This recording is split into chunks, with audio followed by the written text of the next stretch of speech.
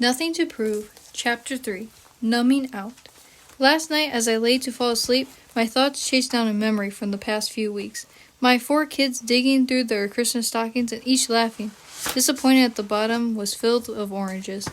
Zach smiling over a romantic barbecue dinner with paper towel napkins and strangers sitting next to us at our picnic table, then saying spontaneously, "I'm really glad I married you."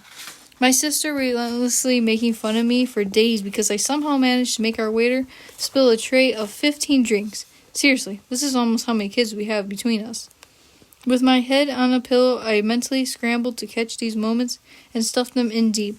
I thought if I would catch enough memory and tie them down and secure them somewhere inside, that life would mean more, that it would slow down as if marking my day in some way, make them count more, make me count more. Because most of my days I move through with no marker, no memory, I move through most days numb. I live my routine, I manage the chaos, I survive. In the past 3 years, one of my closest friends, Sarah Henry, had a massive stroke, and my sister walked through a divorce. Meanwhile, I felt overwhelmed by the demands and a quickly growing ministry.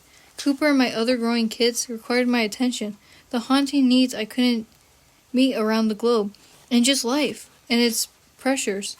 My backpack was getting unthinkably heavy, and rather than entrusting the weight to God and people doing life with me, I would just lean that pack against the wall and watch 7 seasons of The West Wing. Surely this is not what following Jesus in this life is supposed to feel like. My greatest fear became missing the beautiful joys of life God has given me. I was hurtling for the people I love and for God, and yet in the chaos I was missing them. It is not enough to acknowledge that Jesus is enough. We need to be free from our backpack existence quite regularly. We are missing our lives and striving to steal our joy, our moments. We are not meant to simply tick off the days until we go to heaven. When we live, trying to measure up on our own, one of the 2 things happen. We strive, or we numb out. Or we combine the 2. And eventually we numb out because we are tired of striving. Numbing and striving are 2 indicators that we are trying to find our worth in something other than Jesus. It reminds me of a high school classroom.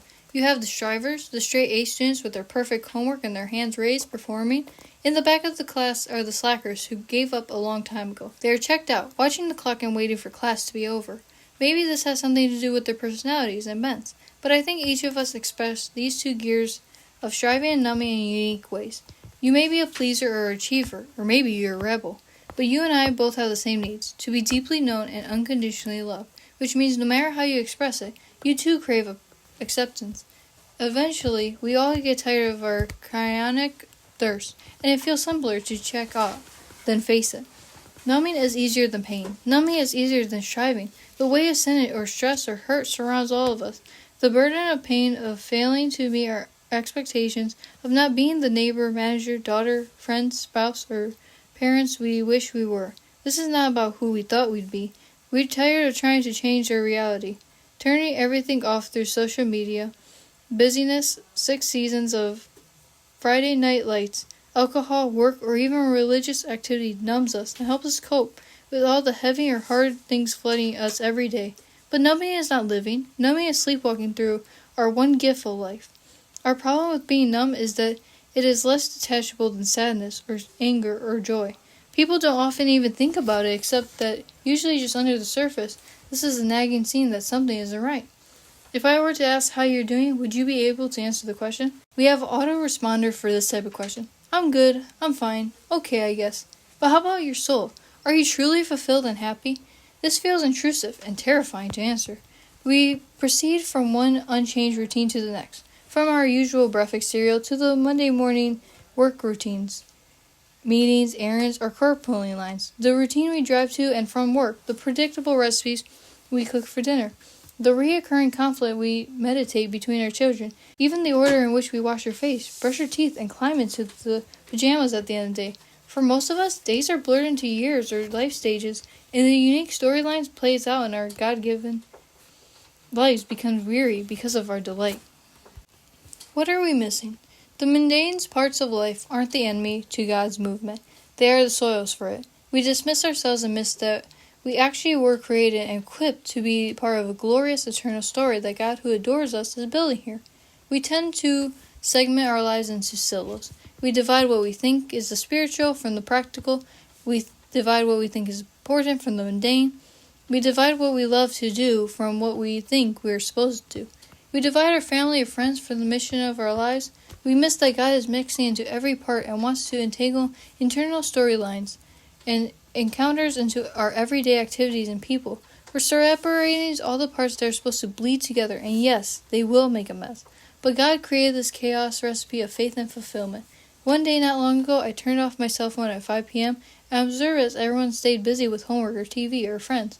At first, I would pick up my phone occasionally to check it, only to find out it was turned off. Then I remember I was supposed to be watching my life.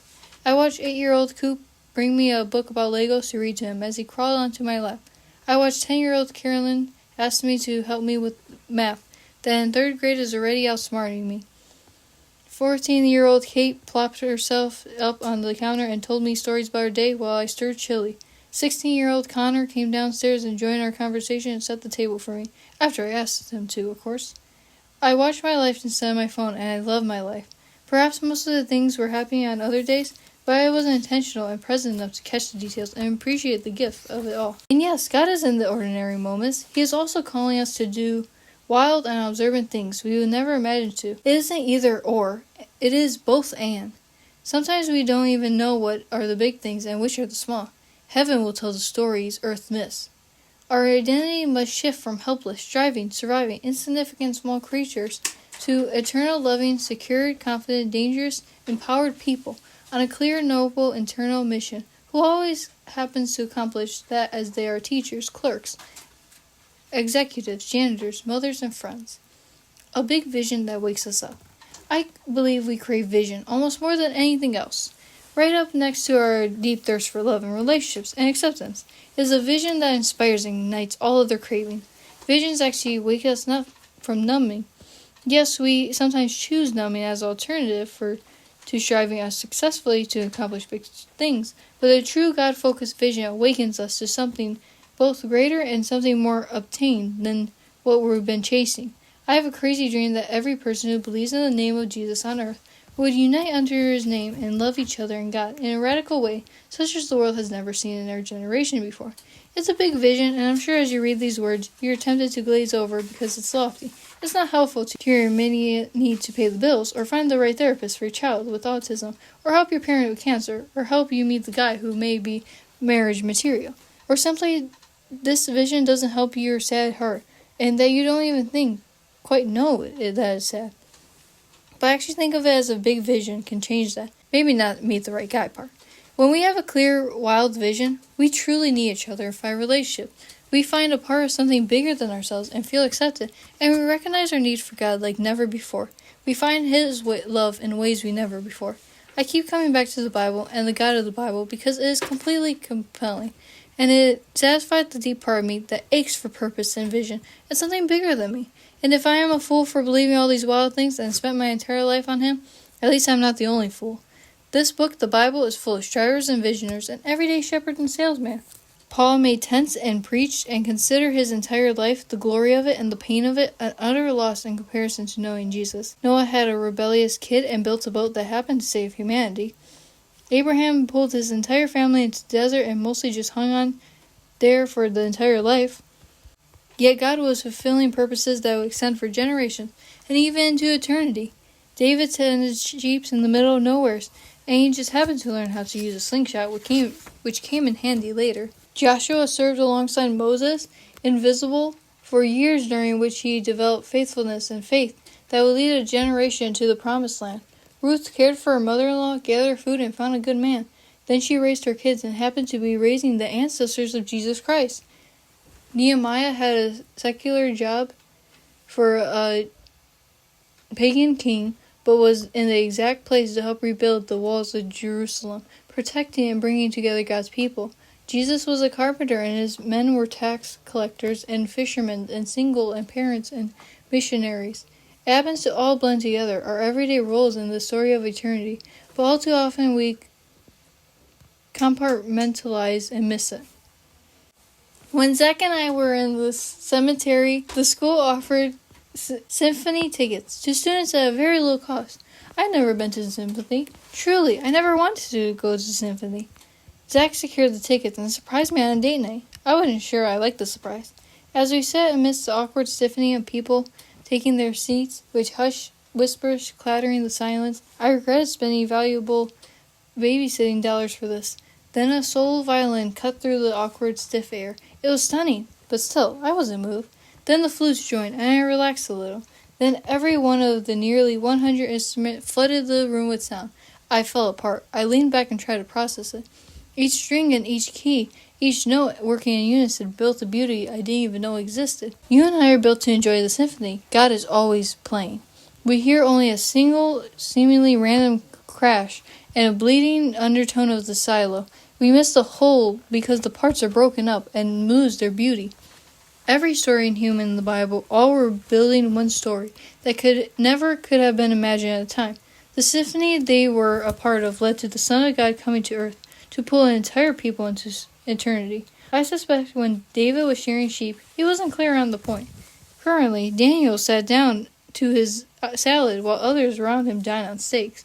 Didn't know that he was paving a way for a carpenter who was one day sat down to eat with sinners and save us all.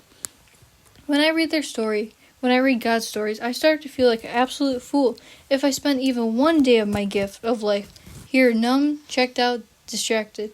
You and I actually know what our mundane eternal stories are leading to. Jesus coming back and seizing his people and building a kingdom that will never end. If we know all that we know, living on the side of Jesus' life and mission, if we know him and are filled with the Spirit and called to this epic, glorious, eternal life, how could we even for 1 minute check out? But we do. Because we forget the bigger symphony and story, we start to resent and even neglect the small, mundane parts of our lives. If we could realize the small parts are building heaven, maybe we wouldn't check out for them. Jesus said, "Don't you know that whatever you feed someone hungry, or clothe someone naked, or give someone thirsty a drink, you are doing it for me?" The same small things aren't about building eternity. We also find Jesus as we live them. Jesus is in the midst of each ordinary mundane moment. It is where we often meet him with him. As we build spreadsheets in our cubicles, as we drive carpools, as we share a meal with friends, as we do dishes, these are places we dwell with him. Visions and rest and works and joy and Jesus and the difficulties are meant to coexist. But too often, caught in our own cycle of striving and numbing, we lose sight of the beauty and grand story unfolding. Make the world go away. As the weightness of the past few years caught up with me, it felt wrong to admit that my days felt dark, especially when I didn't know exactly why. So much of the weight came from things they were also blessings in our lives. For months I mulled over the obvious culprits behind my struggle, spiritual attacks so blatant as times I would laugh out loud at how obvious the devil could be. Pressure to protect the purity of it, great works of God, the chaos of all the hard work mixed with 4 kids growing up at turbo speed and me feeling like I was missing it. I remember one night in particular laying in bed and saying, if this is what it's meant to follow you, God, I don't know if I'm up to it. I've been in God's Word, I talked with friends, I prayed and prayed and prayed, I fasted for crying out loud. I've done everything that I could think of to do something that would change because the darkness was overwhelming me. But I was at a loss. I looked at my life and saw this Barbie dream castle, an amazing husband, 4 healthy and mostly happy children, a beautiful church, a circle of kindled dear friends, a growing ministry, using my gifts, reaching the world for Christ. Not only were all my basic needs met, but my above and beyond wishes and dreams too. And yet for some reason, every day I was overwhelmed with this feeling that all I needed to do was kick it in. Yep, an overwhelming desire to kick in the Barbie dream castle. I don't even know why. Why couldn't I enjoy it? Why couldn't I find happiness? Where was it? If I was honest, I wasn't miserable and feeling intensely sadness. It was more than I had chosen to be numb. I wasn't crying myself to sleep, more like falling asleep to Gilmore Girls. Thoughts that regularly crossed my mind. I don't want to be with Jesus. I want to be with Netflix. I don't want to be with my kids. I want to be taking a nap. I don't want to connect deeply with friends. I want to connect deeply with my barefoot dream rope and a gallon of cookies and cream Bluebell. Life has become so important and weighted that I was missing the happiness of it all. For so long earlier in my life, I immaturely thought life was largely about finding my comfort and happiness. Then as God moved me in deeper with him, I saw rightly that life is really all about loving God and people wildly. Happiness has become wrong, and suffering for God and people seemed only right. Had my understanding of life and God's were like an overly weightily, swinging dynamically from one conviction to the opposite? My striving/numbiness was in a full swing when Zach and I received an invitation to spend a week at my friend's lodge, which sits adjacent to a young life camp, up in the middle of nowhere, Canada. As we approached our times at the lodge, coming to an understanding about the root of my unhappiness felt impossible, and coming to some big emotional life change at the actual young life event felt cliché. My highest hope was to laugh and make some memories with Zach and my friends, but here was the problem at the lodge, where I was surrounded by the whole lot of happiness. My unhappiness was impossible to escape or ignore. I wanted my joy back. I wanted my freedom back. I wanted my feelings back. I wanted my passion back. I wanted my dreams back. I wanted my life back. I have seen God move in spectacular, miraculous ways, and I have seen God move in quiet, behind-the-scene ways that only by His hand at work. I witnessed answers to prayers such as loved ones being saved, individuals being freed from addiction, job offers coming through, ministries being launched, and children finding new courage. How could someone who had seen the power of God move in so many ways even be checked out and so unhappy? It terrifies me, but it's happening. I was frozen inside with no clue about why or what to do with it, burdened with weight I thought I had to sign up to carry because I trust Jesus. So after a few days in camp, while on a walk to dinner with Zach, I admitted what I was terrified to say aloud, scared even to admit in my head to myself. I knew something was terribly wrong in my soul. My life needed to change, I just didn't know how. When I talk to a lot of women, I saw the same hunger in their stories. When I meet you, I see it in your eyes. You want your joy back.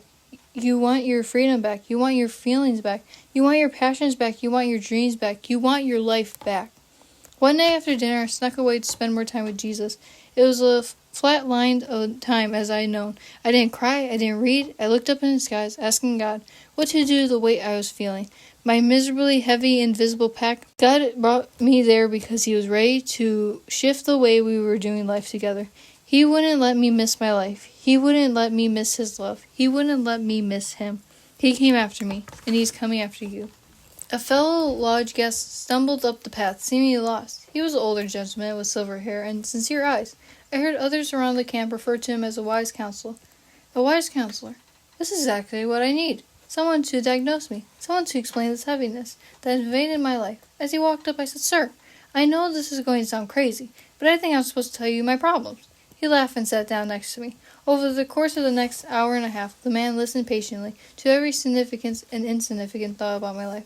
The heaviness of my Barbie dream castle life and lack of enoughness. My absence of emotions turned quickly to frantic emotions. I found myself crying on this poor man's shoulder and wiping my eyes and snorting and snotty nose on his shirt. I told him about my overwhelming urge to kick in the castle of accomplishment. I told him about how desperate I wanted to hear God saying, "Well done." I told him I was afraid I was messing it all up. I told him about my constant nothingness. I told him my heart wasn't pure enough. I wasn't a good enough leader. God picked the wrong girl. I told him how much I wanted to please God. He listened and smiled and nodded. And can you imagine what he said? "Jennie, kick it in." "What?" "Yes, kick in the castle. If this is God, you can't mess it up and ruin it, no matter how hard you try. And if it isn't from God, then you just did him a favor." My brain was spinning out as freedom and peace sweep into a part of me. I pictured myself kicking "if" in. All the expectations, the pressures, the dream, realized. And I pictured it popping back up like one of those inflatable jumping castle things. He said words like, "Jennie, God doesn't need you. He loves you. No wonder you are so tired. This is a lot to keep up." I'd rather be watching Netflix than be with Jesus if I lived afraid of failing Jesus all the time. God wouldn't care less about successes, failures, visions, disappointments. He would just use all of it, whatever means possible, just to get to you, to be with you. I laughed out loud at the absurdities of these lies I've been believing, and the seemingly noble aspirations I have inflicted on myself to prove I was capable to lead such a thing. How silly to think I could manage this God movement. How ignorant to believe I could hold this thing up if my heart could only be pure enough.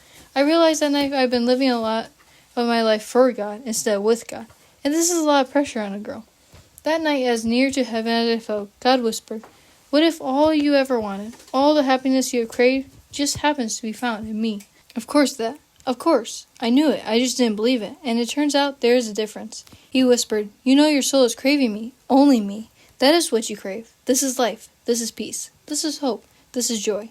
I pictured Jesus calling me to this great adventure by saying to me, "Jennie, come to me, you who labor and are heavy laden, and I will give you rest. Take my yoke upon you and learn from me, for I am gentle and lowly in heart, and I will find rest for your soul. For my yoke is easy and my burden is light." Jennie, I want you to stop doing things for me and start doing things with me. We have some fields to plow, and your eyes have been straight ahead, working and striving and pulling this heavy thing. Look next to you for a minute. Look over. I looked, and there's this enormous ox beside me. There I am, little me, strapped next to an enormous ox, and it's God. He was always there. The reason I could rest wasn't because the job was easy. It wasn't because I was capable of achieving things. It was only because I was strapped in next to God. He could do the work, and I could rest because He is so strong, so good, so kind. He is saying, there is me, and me, and me, and me, and you with me, or you without me. I was making this harder than it needed to be. You see, God has called us to a huge vision. He is calling us to go to make disciples of the world and to show people Jesus, to see people transform. He called us to feed the poor and bring hope to the sick, and love our family through the dark times. He called us to live lives to set people free and to invite them into the family of God. Well, sometimes we miss the wonder because we daily live out our lives in mundane ways. He has called us to an exciting, noble, and awesome task, and if we are not a part of it, I could promise you there's one reason that you feel like you're missing something. Because you are. We can't make light of this vision. We also cannot accomplish any of the purposes of God unless we do them with the power and the resources and the energy of God. All of a sudden, I knew what to do with my backpack. I want to no longer strive under it, or lean nimbly against the wall with it while watching Netflix. I would hand it off to the ox who had led me here and was with me and more capable of carrying such weight, and I would start to enjoy the places we would go together. He was actually just waiting for me to see that he already was carrying it all along.